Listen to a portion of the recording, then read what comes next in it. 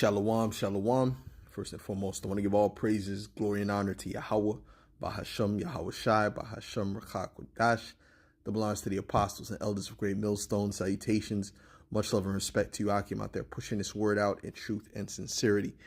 Now, this lesson is going to be entitled Understanding the Silver Lining in the Strait Gate.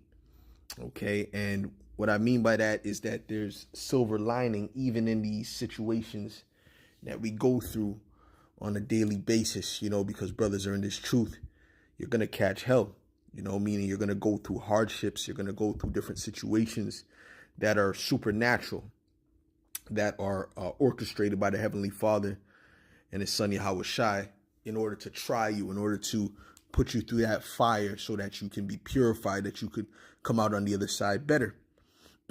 But even within that, there's balance. The Lord, He deals in balance. He doesn't just deal with straight up constant oppression upon a man. The scriptures tell you that, He's not going to do more than what you can handle. And nobody really, as a brother in the flesh, can really go through 24/7, 100% constant affliction, okay? With no relief, no rest, no breaks. No. Okay. I'm going to get this real quick. I'm going to get 1 Corinthians. All right, we're going to get 1 Corinthians. Matter of fact, let's go here. Blue letter. Slovakia. Let's go here. 1 Corinthians. Slovakia. What's going on here, bro? Okay, 1 Corinthians.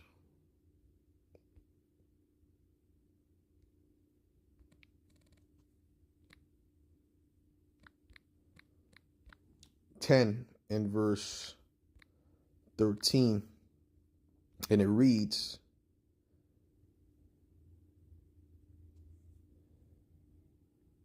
okay. Matter of fact, I'll start at verse 12. Okay, I'll start at verse 12. It says, "Wherefore let him that thinketh he standeth take heed lest he fall. There hath no temptation taken you but such as is common to man," right? Because you got people in the world, they go through these same things that we go through, ailments, car troubles, financial problems, woman problems, children problems, all these different things, and other things, random things that happen, just people aggravating you. So people, in the world, they go through these different things. Okay. It says, "But the Most High is faithful, who will not suffer you to be tempted above that ye are able." Okay. But He's not going to give you more than what you can handle. All right. Like I said, a man in the flesh on the earth can't go through 24/7 affliction every second, every day. There's also periods of rest. There's periods where the Lord will lift you up. There's periods where the Lord will help you. Okay. But will with the temptation also make a way to escape, that ye may be able to bear it, right? So through that tribulation, He's going to give you a victory, right? As long as you keep the faith and you trust in Him, He'll give you the victory to overcome that situation. And what happens when you overcome that situation, you become stronger. Okay? You become stronger. You don't become weaker. You become stronger through that situation. So now another situation similar or less than that, you're able to deal with it even better, right? And a brother that may be going through that situation, you can also teach him through the experience of you going through that situation. Okay. Let's go to, matter of fact, let's go to Sirach. Okay. This is Sirach 2 and verse 1. It says, "My son, if thou come to serve the Lord, prepare thy soul for temptation. Set thy heart aright and constantly endure, and make not haste in time of trouble." Okay. Okay. So set thy heart aright and constantly endure, and make not haste in time of trouble. Cleave unto him. All right. You got to cleave unto him in a time of trouble. You got to pray to him. That's what the Lord wants you to do when you get into these situations. He wants you to pray to him. Okay. He wants you to get down on your knees and pray. Okay. Give a full prayer. All right. Or full prayers. Okay. And depart not away, that thou mayest be increased at thy last end. Okay. So the Lord is going to increase you. Okay. Yes, there's an ultimate increase, which is going to be in the kingdom of heaven. But before that, right, even in this life, the Lord increases you. The Lord puts you on a better level as you get through these ranks. Okay. You get more added to your arsenal. You get into a better situation. All right. You understand what I'm saying? It's not just, oh, you got to wait to the kingdom to get any benefits. No, you get the benefits in this life. There's benefits in serving Yahweh B'Shem Yahushai. Okay? And we're going to see some of that. The ultimate benefits we're going to see is really going to be in Jacob's trouble. You're going to see some ultimate benefits. Okay? In Jacob's trouble. Matter of fact, let me get Isaiah 33:6 real quick. I'll come back to that, man. You see what I'm saying? This is Isaiah 33:6. It says, and wisdom and knowledge shall be the stability of thy times, and strength of salvation. Right? So the wisdom and knowledge that we have, this truth that we have, is going to be our stability in a time where no one is going to be stable. Okay? And strength of salvation. The fear of Yahweh is his treasure, because the fear of the Lord is a treasure. Okay? And you're going to find out how valuable it is when that time comes. See, the scriptures say that riches profiteth not in the day of judgment. It doesn't profit. It won't help you in the day of judgment. The riches that you have, okay, the food you have stocked up, that's not going to help you.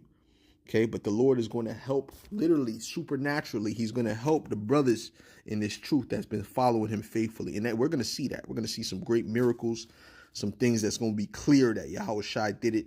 You know, that he helped us. It's going to be clear. It's going to be clear. It's not going to be, yo, that's in the spirit. I could tell that. No. It's going to be very clear. Okay. It's going to be very clear what the Lord does for us real soon. Okay.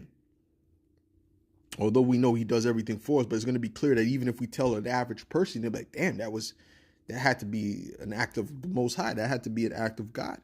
That's how it's going to be. Okay.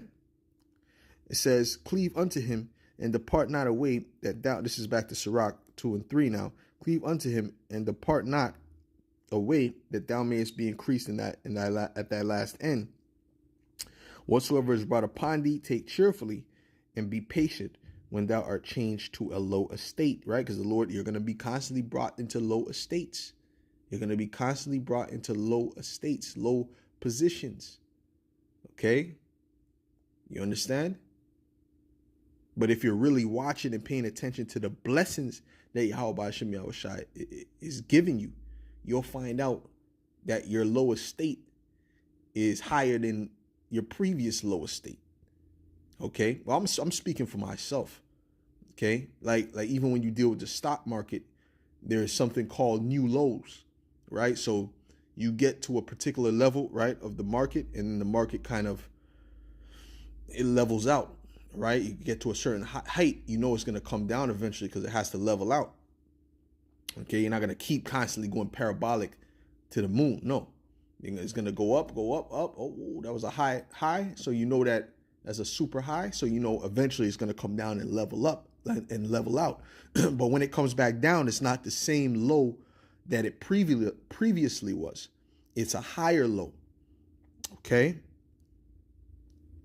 But it's a low nonetheless, right? It says, whatsoever is brought upon thee, take cheerfully and be patient when thou art changed to a low estate. For gold is tried in the fire. And that's different for every brother, by the way. Okay, you think, oh, brother's he's never been in a low estate. No, a low estate is different for every brother. Okay, what a brother is able to go through, or what a brother is used to. And it comes down to what you're used to, right? Because if you're used to living a lofty lifestyle, or, particular lifestyle, and then you they cut that lifestyle in half, that's a major blow into you. But a brother might have been always living at a low lifestyle, And then he's brought up, but he's just at a bit more than where he's at, which is still lower than where you currently are at that new low, right? But to you, you're catching more hell because that's a major drop from where you were at. Okay, that's why when them rich men get brought low, and people that are celebrities in the society, when they're brought back to that low, the same level as the regular people, oh man, they're gonna be catching major hell, because they're gonna be remembering the lifestyle they were living, right? The scriptures say those that were brought up in scarlet, embraced dunghills. Yeah. Okay, so that lower state is different for each brother. It says, for gold is tried in the fire, and acceptable men in the furnace of adversity. Okay, believe in him, and he will help thee. Order thy way aright, and trust in him. That's the key. You got to trust in the Lord. Trust that he knows what he's doing. Trust that, this is a test that he's trying to make you better. Ye that fear Yahweh, Yahweh Shai, wait for his mercy, and go not aside lest ye fall. You have to understand, the Lord is merciful. He's not going to constantly just give you constant hardship 24/7. There's going to be times of rest. There's going to be times where, where he exalts you. All right. Because, and it might take a long time. Who knows how long that may be? That may be many years. Okay. Right. For certain things.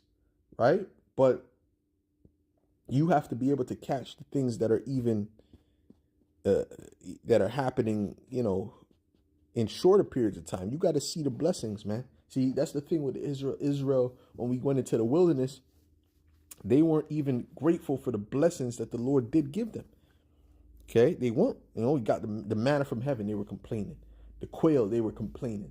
He delivered them from Egypt and destroyed Pharaoh for their sakes. They were complaining. Right?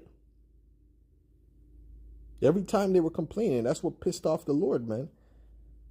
You see? It says, ye that fear the Lord, wait for his mercy, and go not aside lest ye fall. Ye that fear the Lord, believe him, and your reward shall not fail. Ye that fear the Lord, hope for good, and for everlasting joy and mercy. Right now, the everlasting joy that's going to come in the kingdom. Okay, but that you have to understand there's a silver lining even in this walk. There's things where he's helping you even in this walk, man. Does not it speak about how when we're walking the straight gate, on one side there's fire, the other side there's water? Well, guess what? The people, they're in water and fire. They're in the fire and the water. They're catching help, but there's no help for them. They're not on a stable platform. Okay, they're in a very, very, very, very bad situation. It's only going to get worse as this kingdom falls. Okay, so now I want to go into some of the Psalms, because you have to understand, when King David was speaking about how he was being helped, he was being exalted, he was being this, he was being that. You have to understand that he was speaking about his immediate situation. The different battles he had to go through. Dealing with Saul coming at him, dealing with different enemies coming at him. Right. And the Lord was helping him in those situations. He wasn't necessarily thinking about the kingdom of heaven. He wasn't necessarily thinking about that. He was thinking about the immediate situations when the Lord was helping him in a lot of these Psalms. Okay. It says Psalm 69 and verse 27. It says, in iniquity, Salakia, it says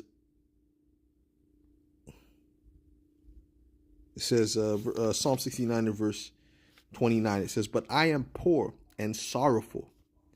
Let thy salvation, O power, set me up on high. I will praise the name of the Most High with a song, and will magnify him with thanksgiving. And this is what all these Psalms are about. It's about when the Lord set him on high and helped him in different situations, and he praised the Lord, man. He praised Yahweh Shem Yahweh Shai. Okay, there's many, many situations when that happened.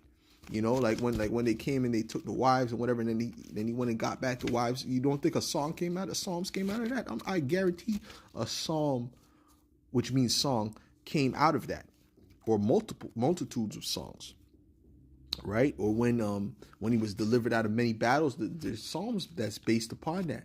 When he was given the kingdom, there's songs that came out of that.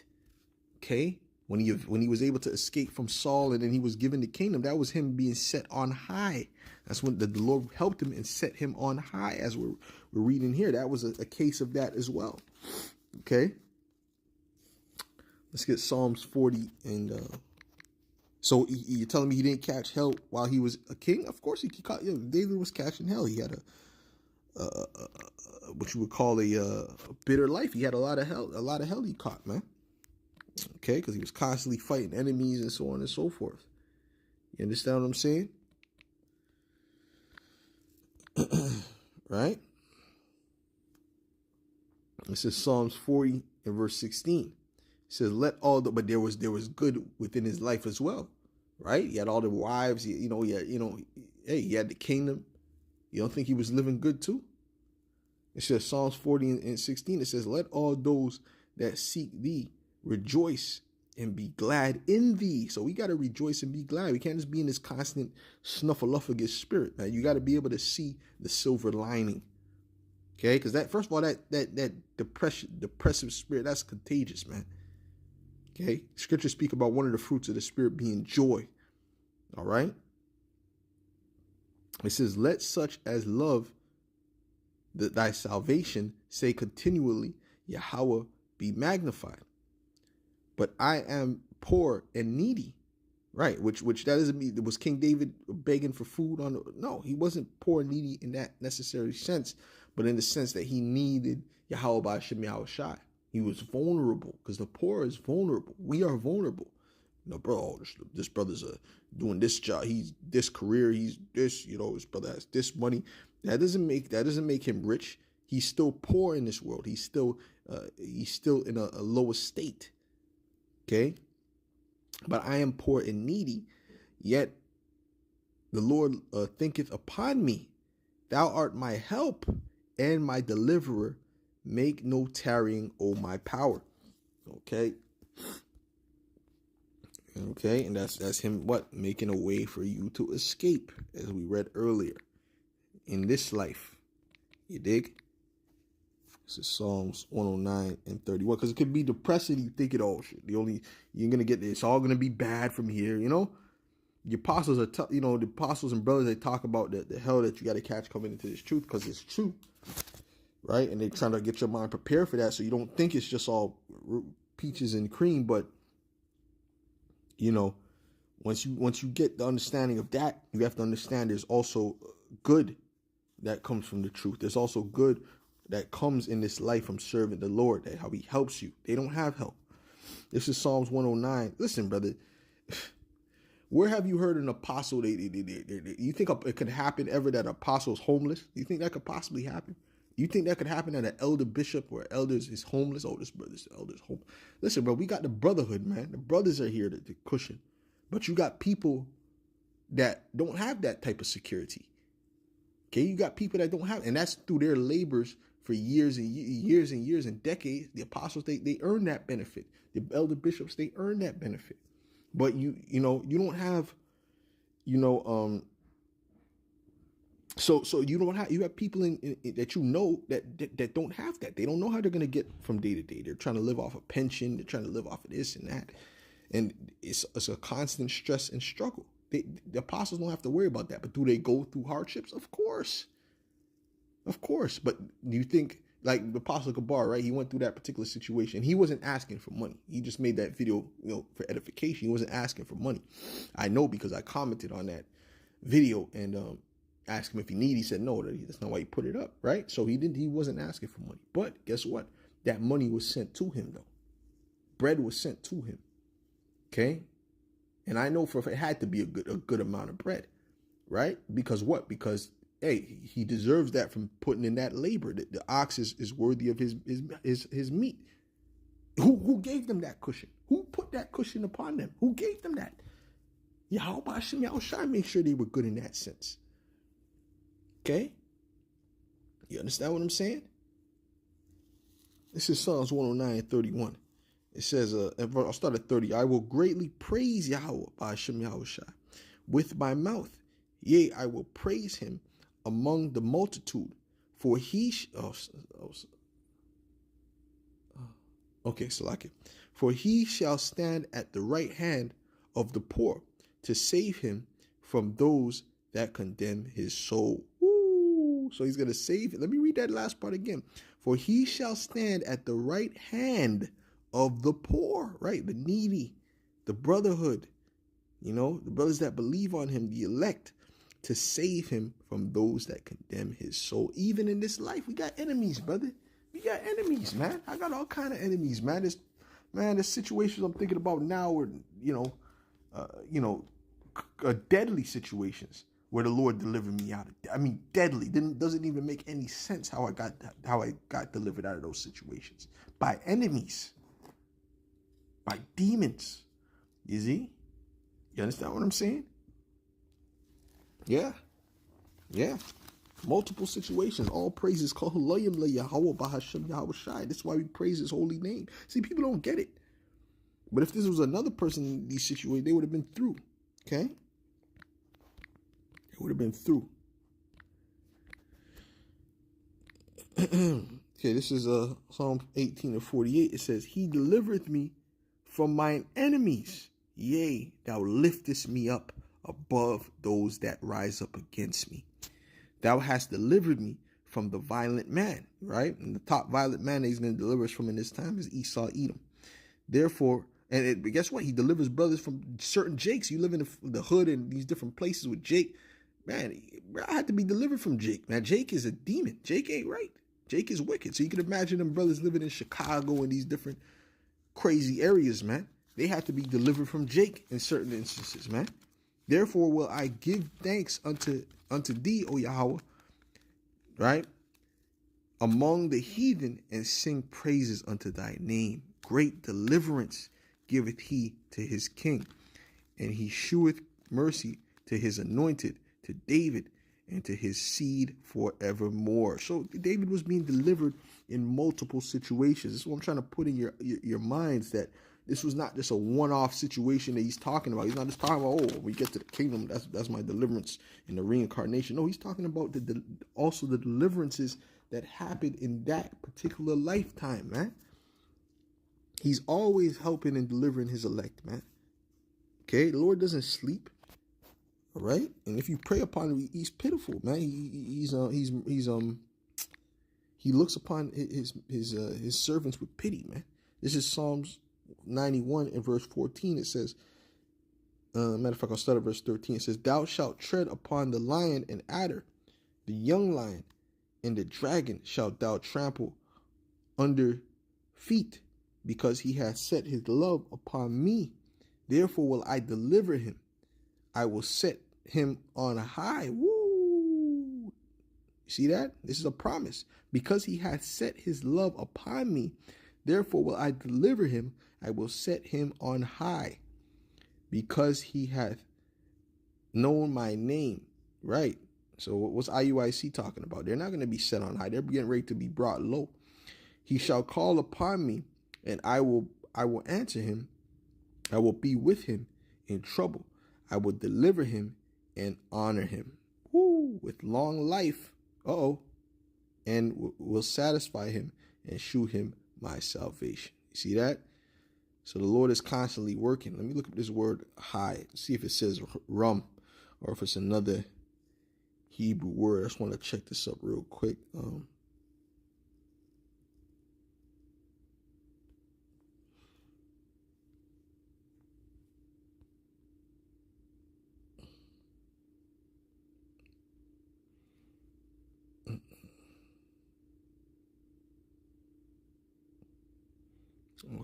Okay. Shagab. It says to be high, be inaccessibly high, to be high, of prosperity, to be high, to be set on high, be safely set on high, right? And it doesn't mean you're going to be a millionaire. That's not what it means.